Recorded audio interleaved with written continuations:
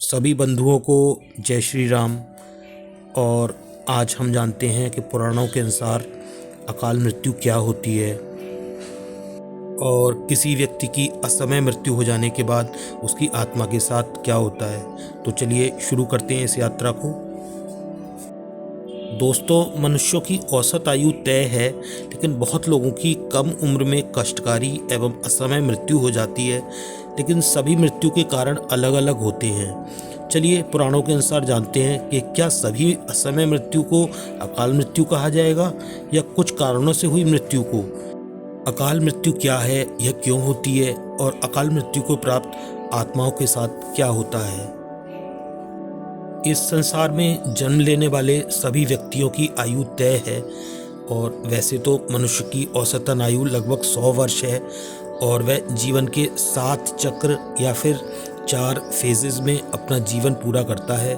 लेकिन कई लोग होते हैं जो उससे पहले ही मृत्यु को प्राप्त हो जाते हैं। और मनुष्य के अगर 4 फेजेस की बात करें तो ये उसकी फेज अर्थात अवस्थाएं हैं: शिशु अवस्था, किशोर अवस्था, प्रौढ़ अवस्था और वृद्धावस्था। लेकिन कई व्यक्ति चौथे, तीसरे या फिर दूसरे फेज तक भी नहीं पहुंच पाते और उनकी असमय मृत्यु हो जाती हैं। और यह अलग बात है कि सबकी मृत्यु के कारण अलग अलग होते हैं। तो सवाल यह है कि क्या ऐसे सभी असमय मृत्यु को अकाल मृत्यु कहेंगे या फिर कुछ कारणों से हुई मौत को ही अकाल मौत कहेंगे। साथ में हम यह भी जानने की कोशिश करते हैं कि पुराणों के अनुसार ऐसी अकाल मृत्यु को प्राप्त आत्माओं के साथ मृत्यु के बाद क्या होता है। तो पहले तो समझते हैं कि अकाल मृत्यु आखिर है क्या। और पुराणों के अनुसार जो मनुष्य समय मृत्यु को प्राप्त हो जाता है, लेकिन शरीर त्यागने के बाद भी उसकी आत्मा इस संसार का त्याग नहीं करती, बल्कि अपना जीवन काल पूरा करने के लिए इस संसार में बनी रहती है, उसे ही अकाल मृत्यु कहते हैं। और गरुड़ पुराण के सिंहावलोकन अध्याय में अकाल मृत्यु के बारे में बताया गया है कि अगर कोई व्यक्ति किसी दुर्घटना में, जल में डूबने से, सांप के काटने से, किसी रोग के कारण, गले में फांसी का फंदा लगने से, भूख से पीड़ित होकर या फिर किसी हिंसक प्राणी के द्वारा मारा जाता है, तो ऐसा व्यक्ति अकाल मृत्यु को प्राप्त हो जाता है।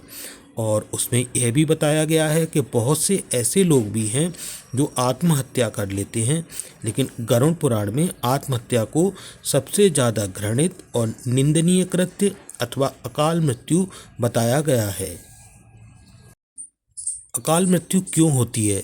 और पुराणों के अनुसार कई लोग धर्म का पालन नहीं कर पाते या धर्म के मार्ग पर नहीं चल पाते, तो उनकी अकाल मृत्यु हो जाती है। और पुराणों में अकाल मृत्यु का कारण पिछले जन्मों के कर्मों और इस जन्म के कर्मों को भी बताया गया है। और मनुष्य अपने कर्मों के कारण ही अपनी उम्र कम करता चला जाता है। और इसके अतिरिक्त गरुड़ पुराण में बताया गया है कि पाप करना, दुराचार, स्त्रियों का शोषण, झूठ बोलना, भ्रष्टाचार व कुकर्म आदि भी अकाल मृत्यु के कारण माने जाते हैं। बहुत अधिक पाप करने पर व्यक्ति अकाल मृत्यु को प्राप्त हो जाता है। और अकाल मृत्यु के बाद आत्मा का आखिर होता क्या है। जिनकी भी असमय मृत्यु प्राकृतिक रूप से होती है, उन्हें कम से कम 3 दिन या फिर 40 दिनों के भीतर ही दूसरा शरीर प्राप्त हो जाता है। लेकिन जो लोग आत्महत्या करते हैं, उन लोगों की जीवात्मा पृथ्वी लोक पर ही भटकती रहती है और उन्हें न तो स्वर्ग की प्राप्ति होती है और न ही नरक की।